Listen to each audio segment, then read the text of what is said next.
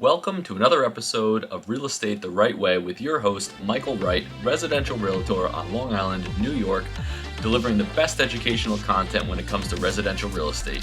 If you appreciate and find value in this content, make sure to like this video, subscribe to the channel, hit that bell so you're always notified of new videos, and ask me a question in the comments as it's relevant to your specific situation. I'm always here to help. So today is the second video in the series, Time to Sell, where we go over the steps that you can do to prep for photos and video.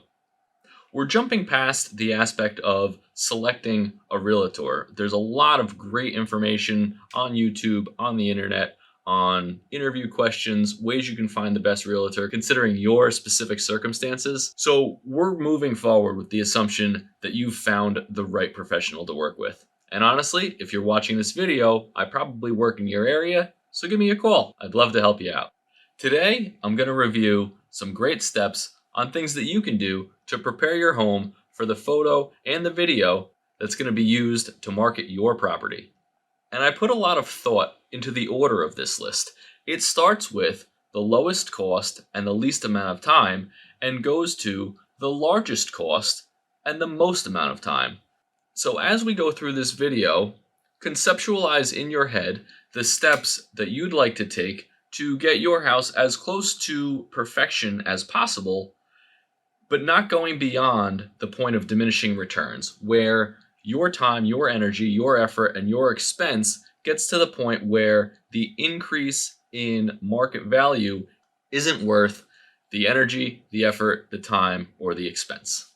And as we go through this list, it actually starts with maybe the last things you do to the first things that you'll do, but make sure in this list of priorities that you don't go skipping around. So what's the first thing that you can do to give the largest impact in the sale price with the least amount of time, energy, and effort? We start with the simplest, well, maybe not for me, but hopefully for you, the simplest of all projects, and that's cleaning the house. It sounds intuitive, but honestly, there's always a nook and cranny that you might forget about. So let's go through some of the ways you can clean the house. The most obvious, I think, would be cleaning the floors, vacuuming the carpets, washing the windows, and doing a general dusting of the area. It's also important, if you have the time, to wash the windows, both inside and outside, so you get as much sunlight in the home as possible. And remember to dust those blinds while you're over there as well. And while you have that duster out, check the corners of each room and make sure there's no cobwebs in those corners where the ceiling meets the walls. And then before you put that duster away, go downstairs in the basement or the crawl space and make sure no one's walking through any cobwebs while they're inspecting your utilities. As you're walking around the house, the next step is to make sure all your lights work and all the light bulbs match. There's so many different varieties of light bulbs, wattage, color, LED, incandescent, and it actually does make an impact from a buyer's perspective when they're coming into a home, and some of the lights, some of the rooms give different vibes and elicit different feelings depending on the shade of light that they're experiencing. Make sure all the bulbs in your recessed lighting, your end table lamps, your bathroom vanities, your kitchen cabinets or kitchen appliances, maybe the light underneath the microwave, make sure they're all working and they all match. It'll make a dramatic impact. The next thing you'll want to do as you're roaming around the home, cleaning, making sure all the lights are working, is to do some decluttering. And what's interesting about this is I believe that there's a difference between how you stage a home for the photos and the video, and then also how you stage the home for actual showings. So what I tell my clients is when we're staging for photos and videos, we want to get to a point where the people that are looking at the photos and looking at the video wonder, does anyone actually live here? And that doesn't necessarily mean getting rid of all personal photos, but what it does mean is hiding all of the things that you touch on a daily basis. So that's hygiene products, toothbrushes, toothpaste, soaps, sponges, all the stuff in the bathroom that you use on a daily basis, put it away. Remotes, magazines, mail, daily clutter around the home, items on your refrigerator, put it away. Countertop appliances, maybe a coffee maker that's not too aesthetically pleasing, or the blender that maybe has been overflowed with smoothies for a little while. Things that are on the counter, your beautiful kitchen countertops, we want to highlight those. So take those countertop appliances and put them in the garage, tuck them away in the basement, go to Home Depot or Lowe's, buy those big black plastic bins, label them. It's fantastic for decluttering. Once you've removed a lot of the daily items, and you're just doing this for the one day, for photos and video, and then a lot of these things will ultimately come back out. And that will be fine for showings, because when buyers come into your home to see the house for themselves, they do actually want to feel like people live there. It provides a more homey, charismatic feel to the home when you have some of the daily life items and some of the personal photos. It provides a warmth that buyers can feel as they're exploring the home. But let's get back to photo and video prep. We want it to be magazine ready, as close to no one lives there as possible. And as you're going through each room, decluttering may be a major component. In decorating, there's a rule, there's kind of like an odd number rule. So when you have items on a table, on an end table, or arranged on a wall, we want to use odd numbers. So we want to have 1 item, 3 items, 5 items, if it makes sense. Getting to 5 might be a little cluttered depending on the area and depending on the size, but hopefully you can ask your realtor for some suggestions along the way. And if you want to text me a picture, my information is at the end. I'd be happy to give you a little piece of advice before you're signed up with the realtor of your choice. I don't want to step on anyone's toes. Once you've committed to doing a deep clean of the house, making sure all your light bulbs match and they work, and removing some of the daily items throughout your house to provide a nice clean environment and make it look like nobody lives there, you might notice that some of your decor was in style a decade ago, 20 years ago, but might not be the style of the buyer who's looking at your home. So this is the kind of the first step of any significant expense. And I'll give you a story of what my wife and I did when we sold our house. We went through and removed all of the decor that we could that was either seasonal or maybe just our style, but not a generic style. And we tucked it all away. We put it in bins. We tucked it in the garage. And then I went to Home Goods, picked out some items of decor that matched kind of the style of our home, and just the fresh decor really brought the home back to life. It wasn't a tremendous expense. It was a little bit, but I think we got a good return on it in the end. So as you go through the home, take a look at your decor, take a look at your window treatments, and look at it with a careful eye. And be honest with yourself. Is this something that someone would put in their home today? And if it's something that someone might have put in their home 5, 10, 15, 20 years ago, you'll get a return on your investment if you change it out for something a little bit more current. Now, the first 3 items, the light bulbs cost a little bit. But the first 3 items, in large part, is energy and effort and time on your part. The 4th item of updating decor is more of an expense. The 5th item on the list requires both. Well, kind of, I guess, all 3. Energy, time, and an expense.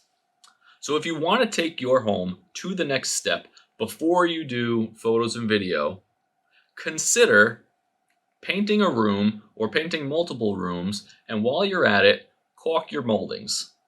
A freshly painted room provides a crisp, clean, fresh, sparkling aesthetic that will please any buyer. And you want to go the extra mile of making sure that those moldings are caulked, because the little crack that you see, the little black line, is almost imperceivable except to the person who's looking for it. And the person who's looking for it, or even the person that isn't looking for it, subconsciously might say, oh, you know what?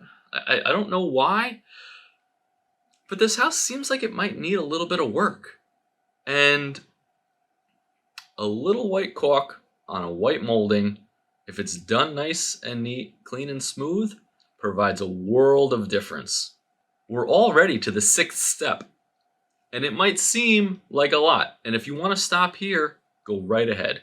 It's your house. You've reached the point of diminishing returns, and painting or caulking might be the last piece, or even not even necessary. Maybe you just painted last year or a few years ago, and that's okay. The idea of being comfortable with never reaching perfection, knowing that there's always more things to do, is okay, and you need to accept that. But if you're at the point where you're like, you know what, I have the time, I have a little bit more money, and I'd like to bring my home a little bit closer to the style that buyers want to see today and get more of a return on my house, sell my house for a higher possible price, the next thing that you can do is take a look at the hardware and the cabinet pulls on your kitchen cabinets, and also the door hardware, the hinges and the doorknobs throughout your home. This is a subtle aesthetic that most people don't even recognize, and it can be somewhat of a simple repair. It can be time consuming, but if you have a Phillips head screwdriver, a lot of times you can get this done yourself. So updating just the cabinet hardware, just the door hardware, to something that's maybe not so 90s makes a dramatic impact on how buyers perceive the quality of your home, and also how dated it may or may not be. New pulls on cabinets will instantly bring a kitchen back to life. And if you want to take it one step further, replace that kitchen faucet. If you want to go even further, and you have even more time and a little bit more money, and you want to make your home look as up to date as with the Joneses as possible, think about updating that analog thermostat to a digital, programmable, or even a smart thermostat. It makes a big difference when you're walking around the home and you see a Google Nest or a Honeywell Smart or even an Ecobee digital smart thermostat on the wall, as opposed to, the analog dial that I have in my house. It's a subtle upgrade, but it makes a big impact subconsciously in the buyer's eyes. We're almost to the end, 2 more to go. And remember, we started with cleaning the house. That's probably going to be the last thing that you do, but the most important thing. So if you only have time to clean the house, or if you only have money to clean the house, do that. And then, if you are committed to that, if you know you have the time and you know that you have the money to clean the house, go to the next step of making sure all your lights work and all of your light bulbs are the same. And if you can do that, go to the next step, which is decluttering. And then go to the next step, updating decor. Don't skip to updating decor if you haven't decluttered. And don't skip to decluttering if you don't have time to clean. The order in which I'm going through this video, which will obviously be in the description, is the order of priority. And coincidentally, the order of priority also goes from least amount of time and least expense to most amount of time and the biggest expense. So what are these last 2 items that you might consider doing to your home to get maximum value? Show off those hardwood floors. If you have hardwood floors underneath ratty carpet that's been down since the 60s or 70s, it's very difficult for buyers to visualize rooms that have carpet with hardwood floors. That doesn't sound right. It's very difficult for buyers to visualize rooms with hardwood floors if they're covered in carpet. It's honestly difficult for buyers to visualize almost anything, so just show it to them. If you have the time, you have the energy, you have the money to revive these hardwood floors, let's take a look at them. Rip up that carpet, refinish the floors. If you have the time and if you have the money, it makes such a dramatic impact. But don't do that if you're not committed to painting. Painting takes priority. Painting is higher on the list. And don't paint if you're not going to clean. See how they all kind of fit together in a nice prioritized order? So what's that last piece? And this is a big one. But with anything, there's exceptions to every rule.